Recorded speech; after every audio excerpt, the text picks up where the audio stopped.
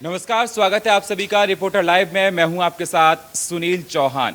Reporter live में हम लेते हैं दिन भर की बड़ी खबरों की जानकारी अपने तमाम संवाददाताओं से। तो चलिए करते हैं शुरुआत। सबसे पहले बात करते हैं कर्नाटक में वोटिंग से पहले कांग्रेस नेता रणदीप सिंह सुरजेवाला ने बीजेपी पर तमाम आरोप लगाए हैं।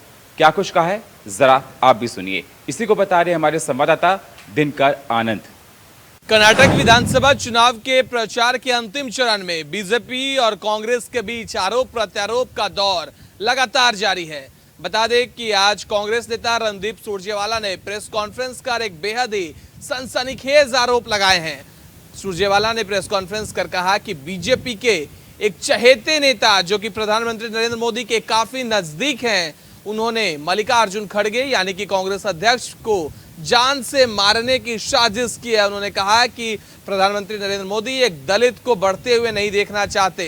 मल्लिकार्जुन खड़गे के प्रति साजिश और उनके परिवार के प्रति मौत की धारणा को आगे बढ़ा रहे हैं। यही नहीं, उन्होंने आरोप लगाते हुए कहा कि बीजेपी लगातार मल्लिकार्जुन खड़गे को धमकी दे रही है, मल्लिकार्जुन खड़गे के परिवार को धमकी दे रही है, उन्हें जान से मारने की साजिश रच रही है। कैमरा पर्सन निकी के साथ मैं दिनकर आनंद, इंडिया वॉइस। कर्नाटक में विधानसभा चुनाव अपने अंतिम चरण में है। आज सीएम योगी और पीएम मोदी ने वहां का दौरा किया, जनसभा को संबोधित किया।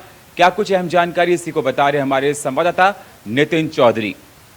कर्नाटक विधानसभा चुनावों की जैसे जैसे नजदीक या पास आते जा रही हैं, ऐसे ऐसे तमाम पार्टियां जो है अपने स्टार प्रचारकों की लिस्टों को जारी कर दिया है। बता दें कि आज भारतीय जनता पार्टी ने अपने स्टार प्रचारकों की लिस्ट जारी करने के बाद देश के प्रधानमंत्री नरेंद्र मोदी ने आज कर्नाटक के बेंगलुरु में एक जनसभा को संबोधित किया। जनसभा को संबोधित करने के बाद प्रधानमंत्री नरेंद्र मोदी ने 26 किलोमीटर दूरी का रोड शो भी किया। वहीं बात की जाए उत्तर प्रदेश के मुख्यमंत्री योगी आदित्यनाथ भी आज कर्नाटक के दौरे पे हैं। योगी आदित्यनाथ भी वहां पर जनसभा को संबोधित कर रहे हैं और तमाम प्रत्याशियों के लिए वोट मांग रहे हैं। इस रोड शो के लिए बीजेपी समर्थकों में काफी उत्साह है। एक दिन पहले शुक्रवार को 5 मई को हाईकोर्ट ने प्रधानमंत्री नरेंद्र मोदी को रोड पर रोक लगाने का इंकार कर दिया था। कोर्ट के मौखिक रूप से स्पष्ट किया है कि कोई अप्रिय घटना होने पर आयोजक जिम्मेदार होंगे, चाहे वो किसी भी दल के हों। हालांकि यह टिप्पणी आदेश का हिस्सा नहीं थी। जस्टिस कृष्ण एस दीक्षित और जस्टिस विजय कुमार पाटिल की खंडपीठ ने अपने ही आदेश में कहा कि आदेश के रूप से कहें तो हम उठाए गए विषय में राजनीतिक दल की अनुपस्थिति के मामले में हस्तक्षेप करने से इनकार कर देते हैं। हालांकि हमने उस स्थिति को नहीं चुना है क्योंकि याचिकाकर्ता ने निर्धारित कार्यक्रम पर पूर्ण प्रतिबंध लगाने का दावा छोड़ दिया है। इस याचिका को यहीं विराम खत्म किया जाता है। सुनवाई के दौरान कोर्ट ने अपनी टिप्पणी में कहा कि भारत के में चुनाव के त्यौहार को तरह होते हैं और 1952 में पहले आम चुनावों से रैलियां होती रही हैं। कर्नाटक ने इस बारे में जो है कोर्ट ने इस बात पर गौर किया है कि राजनीतिक रैलियों में जनता के लिए चुनाव प्रक्रिया को समझाने और सूचना के प्रसार की भूमिका होती है। पीठ ने इस बात पर फोकस किया है ये बनाना भारत संघ के मामले में सुप्रीम कोर्ट ने इसकी आवश्यकता को स्वीकार किया है। कर्नाटक विधानसभा चुनावों की नजदीकियां बढ़ते ही तमाम पार्टियों ने अपनी कमर कस ली है। बता दें कि आज भारतीय जनता पार्टी के स्टार प्रचारकों में से उत्तर प्रदेश के मुख्यमंत्री योगी आदित्यनाथ ने भी कर्नाटक में चुनाव प्रचार किया। वहीं देश के प्रधानमंत्री नरेंद्र मोदी ने खुद आज 26 किलोमीटर दूरी का जो है रोड शो भी किया और प्रत्याशियों के लिए वोट मांगे। बात की जाए भारतीय जनता पार्टी के राष्ट्रीय अध्यक्ष जेपी नड्डा भी वहां पर जमे हुए हैं। तमाम बड़े बड़े दिग्गज नेताओं ने कर्नाटक का दौरा किया है और कहा जाता है कि जल्दी से जल्द उन्होंने अपने प्रत्याशियों के लिए वोट मांगे और बताया कि भारतीय जनता पार्टी एक बार फिर से कर्नाटक में अपनी जीत हासिल करके अपनी पार्टी बनाने जा रही है। लेकिन उधर कांग्रेस पार्टी की बात की जाए तो कांग्रेस पार्टी भी पूरी तरीके से दावा ठोक रही है। बताया जा रहा है कि कांग्रेस पार्टी भी कर्नाटक में एक बार फिर से जो है अपनी पार्टी ने चुनाव जीत रही है। कैमरामैन निक्की के साथ मैं नितिन चौधरी, इंडिया वॉइस। पंजाब में दिल्ली के मुख्यमंत्री अरविंद केजरीवाल ने पीएम नरेंद्र मोदी पर हमला बोला है। क्या कुछ बोला, इसी को बता रही हमारी संवाददाता स्वीटी दीक्षित। दिल्ली के मुख्यमंत्री अरविंद केजरीवाल का एक और बयान निकल के सामने आया है जिसमें उन्होंने कहा है कि अगर मेरे खिलाफ कोई भी भ्रष्टाचार साबित हो जाता है तो मुझे सरेआम फांसी पे लटका दिया जाए। इसी के साथ उन्होंने पीएम मोदी को चुनौती देते हुए कहा है कि रोज रोज मेरे पीछे पड़ने से तो अच्छा है कि आप मुझे अगर भ्रष्टाचार साबित होता है तो सरेआम फांसी पे लटका दें, क्योंकि लगातार मेरे पीछे सीबीआई और ईडी छोड़ी जा रही है लेकिन अभी तक एक पैसे का भी भ्रष्टाचार आप साबित नहीं कर पाए हैं। और इस तरीके से लगातार आप सिर्फ आम आदमी पार्टी को बदनाम करने की साजिश रच रहे हैं। बता दें कि लुधियाना में 80 क्लिनिक को समर्पित करते हुए उन्होंने ये भाषण दिया। उसके दौरान उन्होंने कई सवाल बीजेपी पे खड़े किए। ये भी कहा कि लगातार आम आदमी पार्टी को बर्बाद करने की साजिश लगातार बीजेपी रच रही है और यही कारण है कि मनीष सिसोदिया को जेल के पीछे बंद कर दिया है और इसी के साथ सत्येंद्र जैन को भी जेल के पीछे बंद कर दिया है। लेकिन अरविंद केजरीवाल के ऊपर यानी कि मेरे ऊपर एक भी रुपए का वो भ्रष्टाचार अभी तक साबित नहीं कर पाए हैं। मुझे सीबीआई ने भी पूछताछ के लिए बुलाया था लेकिन कुछ भी नहीं निकला उस पूछताछ में। अब देखना होगा कि आगे क्या कुछ निकल के सामने आता है। कैमरा पर्सन निकी के साथ स्वीटी दीक्षित, इंडिया वॉइस। उमेश पाल हत्याकांड में अतीक की पत्नी शाइस्ता अभी तक फरार चल रही है। मीडिया रिपोर्ट्स में जानकारी आई है कि शाइस्ता अतीक के जनाजे में शामिल हुई थी। इसी की जानकारी दे रहे हमारे रिपोर्टर शोएब रिजवी। उमेश पाल हत्याकांड के बाद अतीक और उसके परिवार की मुश्किलें न सिर्फ बढ़ती गईं बल्कि अतीक और अशरफ की पुलिस कस्टडी में हत्या भी हो गई। लेकिन अभी भी एक रहस्य जो लगातार बना हुआ है वो है शाइस्ता परवीन जो अतीक की पत्नी है कि आखिर अभी भी शाइस्ता परवीन पुलिस की पकड़ और एसटीएफ की पकड़ से कैसे दूर है।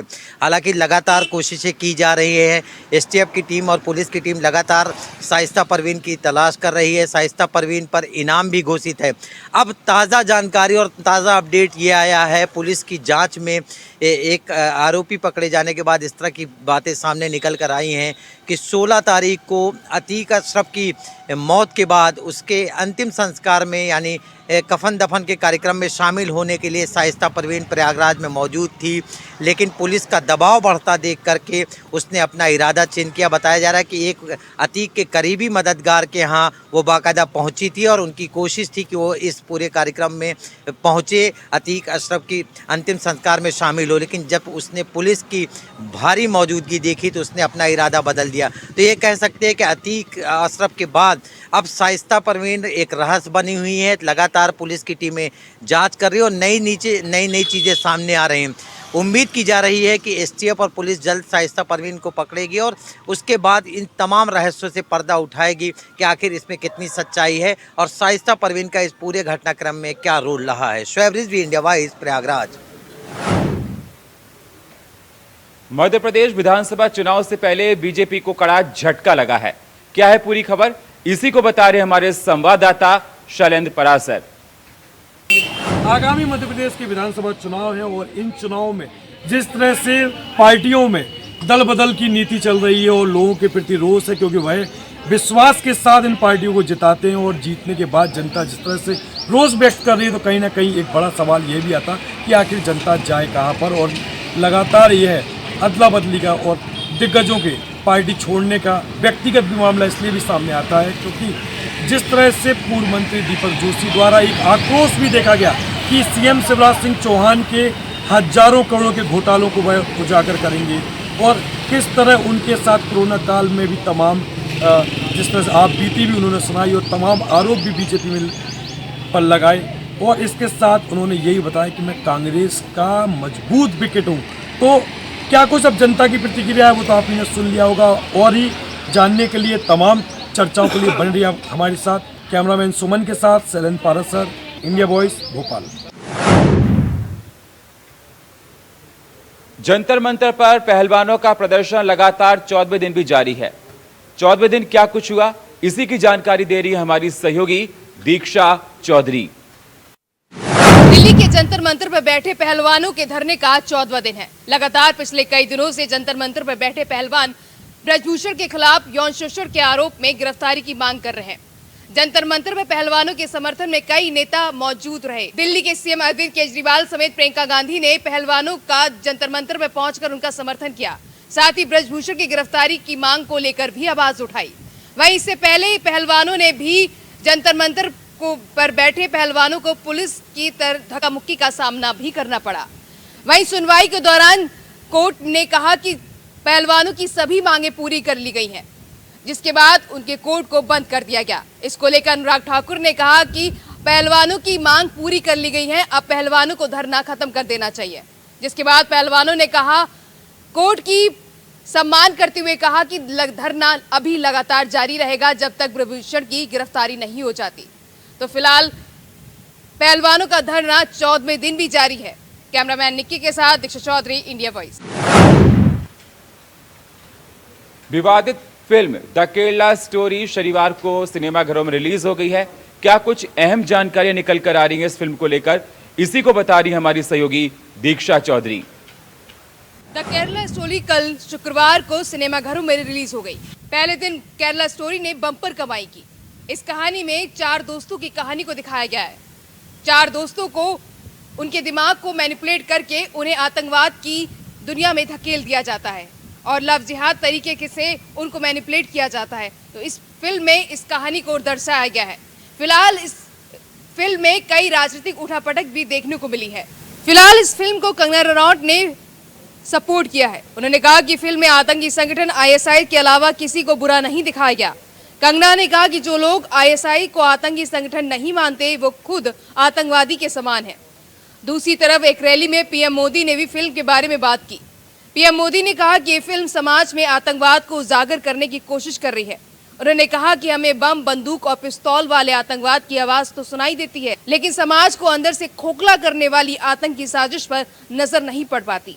हालांकि फिल्म को सबसे पहले केरल में ही विरोध का सामना हुआ। केरल विधानसभा के नेता विपक्ष वीडी सतीशन ने फिल्म की रिलीज के पहले एक बयान दिया था। उन्होंने कहा कि राज्य में ऐसा कुछ भी नहीं हुआ, फिल्म में दिखाए गए गलत तथ्य गलत है, राज्य की छवि बिगाड़ने की कोशिश की जा रही है। फिलहाल तमाम विरोध के बावजूद फिल्म को लेकर जबरदस्त क्रेज देखने को मिल रहा है। 28 करोड़ में बनी इस फिल्म को पहले ही दिन 8 करोड़ रुपए का कलेक्शन कर लिया गया है। फिलहाल इस फिल्म को लेकर जनता में उत्साह दिखाई दे रहा है। कैमरामैन निक्की के साथ दीक्षा चौधरी, इंडिया वॉइस। उत्तराखंड की थीम को सफल बनाने के लिए सीएम पुष्कर सिंह धामी ने अहम बैठक की। बैठक में क्या कुछ कहा, इसी को बता रहे हमारे संवाददाता अभय कैतुरा।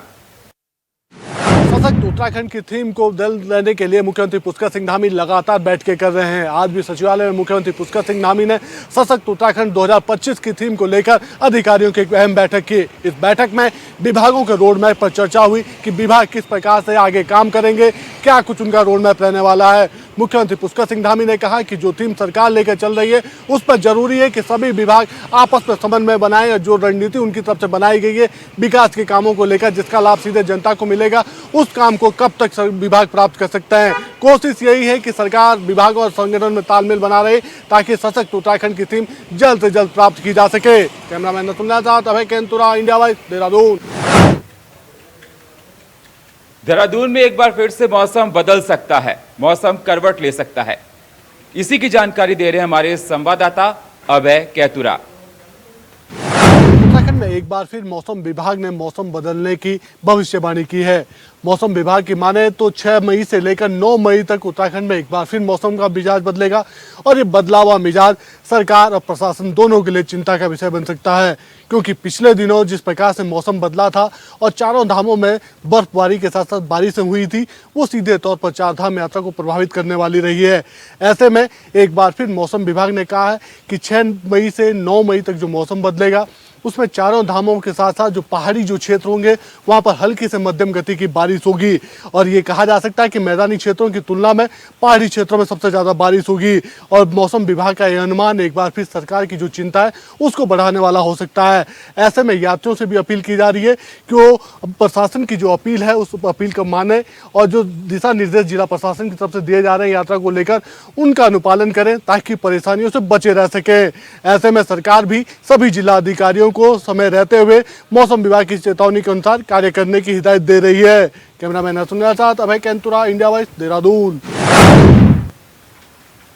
अलीगढ़ में रुपए के विवाद को लेकर एक बुजुर्ग की पीट कर हत्या कर दी गई। युवक ने अपने दादा को क्रिकेट बैट से पीटा। इसी की जानकारी दे रहे हैं हमारे संवाददाता प्रदीप पुंडी। अलीगढ़ से रिश्तों को शर्मसार करने वाली घटना सामने आई है। आपको बता दें कि पूरा मामला थाना लोधा क्षेत्र के आजी बड़ौला गांव का है, जहां पर एक युवक ने अपने ही दादा की मामूली विवाद को लेकर बैट से पीट कर हत्या कर दी। आपको बता दें कि पूरा मामला आज सुबह तकरीबन 10 बजे का है, जब पैसे को लेकर एक युवक ने अपने दादा से किसी काम के लिए पैसे की मांग की। दादा ने पैसे न होने की बात कहकर उसको डांट दिया। डांट से युवक इतना आवेश में आ गया कि उसने क्रिकेट का बैट निकाला और उससे दादा की पीट कर हत्या कर दी। वहीं मौके पर पहुंचे ग्रामीणों ने जब युवक से दादा को बचाया, तब तक युवक की दादा की मौत हो चुकी थी। वहीं युवक ने घटना को अंजाम देने के बाद में खुद पुलिस को फोन किया और घटना की पूरी जानकारी दी। पुलिस मौके पर पहुंची तब तक वृद्ध जो है उनकी डेथ हो चुकी थी, वो मर चुके थे और वहीं जो उनका नाती था उसको पुलिस ने गिरफ्तार कर लिया। वहीं जो वृद्ध है उनके शव को लेकर पंचनामा के लिए भेज दिया गया है। इस तरह की घटनाएं मामूली सी बात को लेकर कहीं ना कहीं रिश्तों को शर्मसार करती हुई नजर आ रही हैं। मैं प्रदीप पुंडीर, इंडिया वॉइस, अलीगढ़। हरिद्वार में सीएम पुष्कर सिंह धामी की सरकारी जमीन पर अवैध कब्जे पर लगातार प्रशासन कार्रवाई कर रहा है। इसी की अहम जानकारी दे रहे हैं हमारे सहयोगी विकास चौहान।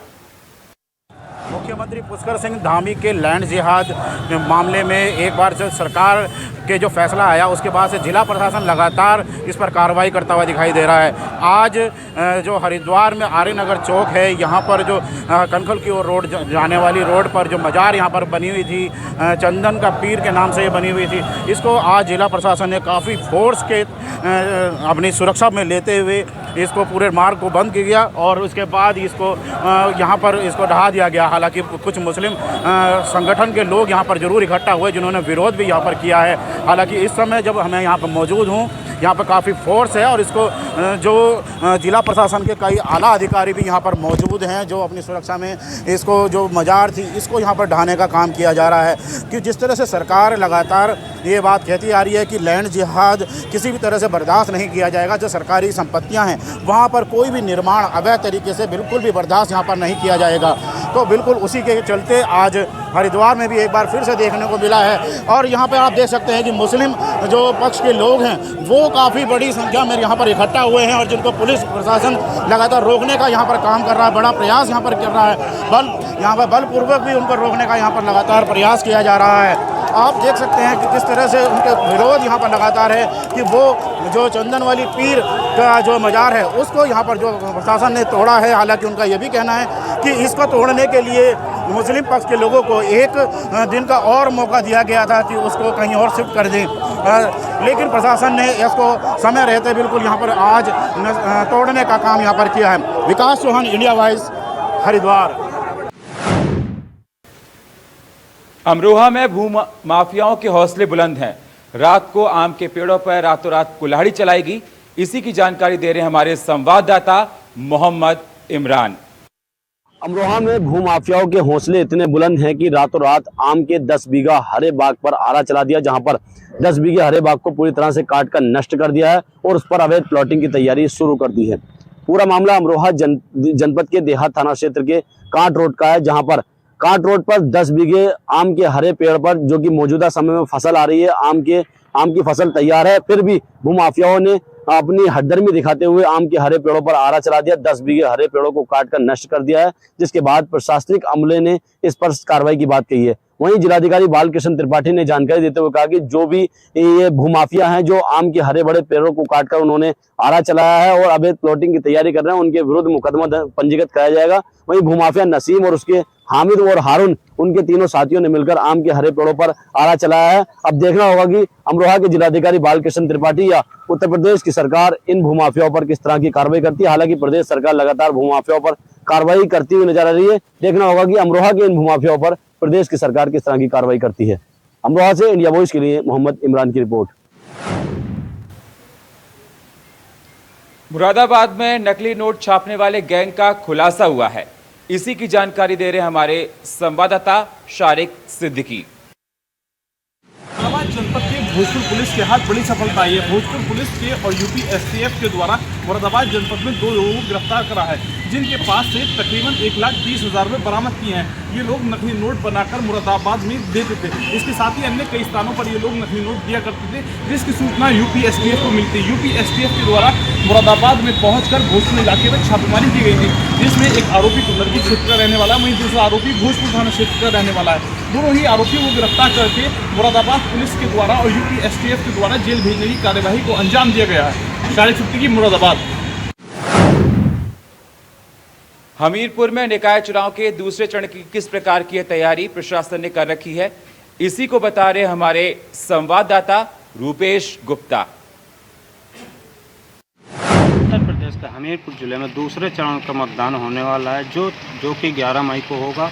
और आज हमीरपुर पुलिस और अर्धसैनिक बल के साथ पूरा शहर में फ्लैग मार्च किया गया और जहां जहां संवेदनशील इलाके हैं वहाँ पर जो पब्लिक से अपील की गई, जिला प्रशासन ने की और जो पुलिस बल चल रहा तो उन्होंने भी की कि शांतिपूर्ण मतदान करिए और मतदान खुल के करिए। अगर कोई भी आपको समस्या हो तो हम लोगों से संपर्क करिए। आज हमीरपुर में फ्लैग मार्च होने के बाद सदर कोतवाली में फ्लैग मार्च समाप्त होता है और अपर जिलाधिकारी और अपर पुलिस अधीक्षक मौके पर रहते हैं। इंडिया वॉइस से रुपेश गुप्ता, हमीरपुर। और फिलहाल रिपोर्टर लाइव में इतना ही। बाकी खबरों के लिए आप बने रहिए इंडिया वॉइस के साथ। तब तक के लिए नमस्कार।